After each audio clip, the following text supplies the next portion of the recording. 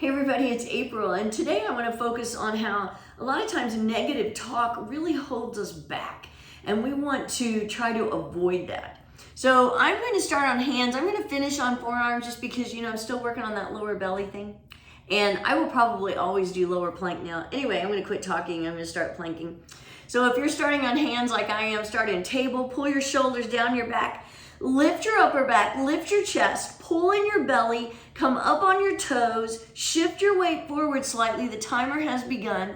And then once you're in your plank, do all of that again. Like I feel it in my lower back right now. You should not feel it in your lower back. So that means you need to press into the floor. Actually broaden your upper back a little bit. Now pull in your belly. I felt stuff moved just then.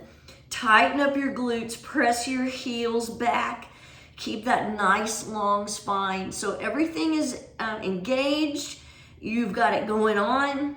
You have your nice strong plank. We're already at 34 seconds. See, look at that. So if you maybe made a New Year's resolution that you're going to start planking and 30 seconds is your longest you've held, then that's great. That is your plank and that's where you are right now and it's all good. So if anybody let's say you told somebody you're going to start planking and they scoffed. Well, that's not good. We're at 1 minute. I'm going to go ahead and switch to side plank because I don't know, I didn't do my math in my head, but I'm going to do hands and then side plank and then I'm going to go to forearms.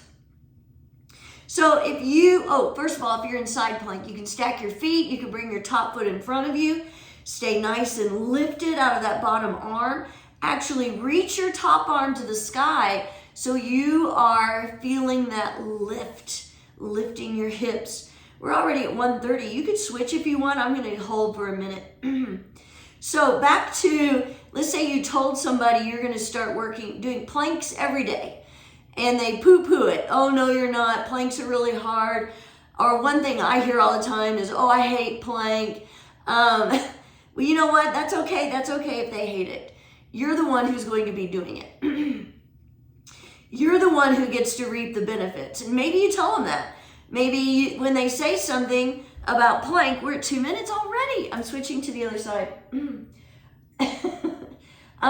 can tell them, well, that might be what's the case for you, but it's not for me, and I really want to do this. This is something I've set as a goal, and I am going to make it happen. And it's something you want to do for yourself. It's your choice. You're not trying to make somebody do it with you.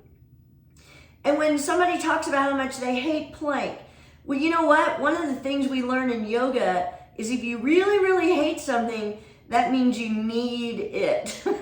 So chances are this person who is poo-pooing plank really needs it, but they don't want to admit it, or they just think it's too hard. And so they're passing that negativity onto you, and it automatically sets it up where you start thinking it's going to be too hard for you to do it. 3 minutes, I'm going to switch to my forearms. So, I got hair in my mouth. So it might not be plank, maybe it's just your workout in general that you want to do. And it's amazing how many people around you will try to stop you from doing it or sabotage your efforts. I'm not an extremely healthy eater. I would be lying if I said that. I actually ate chicken from Long John Silver's yesterday because it sounded really good. And it was really good. I will have to tell you that, and the hush puppies. But I'm digressing. But I don't eat things like, I don't eat donuts, stuff like that. And so, but when I was in sales, I would take donuts to clients because they really liked them. And it was a way to get in, to show your appreciation, blah, blah, blah.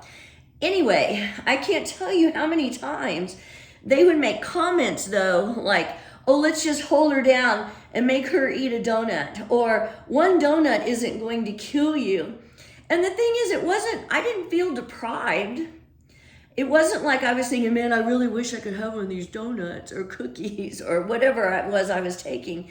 But I still couldn't understand why they wanted so much for me to have one of those donuts. It's like they want you to fail at something. And then I think, is it because it makes them feel better? Because they can't do it, they can't show the willpower.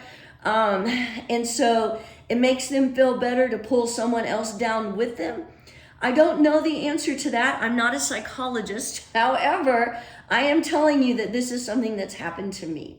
So if you start telling people the new year, I'm going to work out every day, or I'm going to work out about 4 days a week, 3 days, whatever it is, chances are, we're at 5 minutes, somebody's going to have something negative to say about it. And you have to ignore it. You have to make your decision that this is something that means a lot to you, and you're going to do it. We're at 5:15. Wow, that went fast. And stay on track. And then maybe you have to stay away from those people, or even just not talk about your fitness goals around those people. Unfortunately, as we advance and as we make changes in our life, sometimes those changes have to involve dropping off some of these other people who aren't helping us with our goals. So just throwing that out there. Have a great day. Avoid the naysayers and the negativity.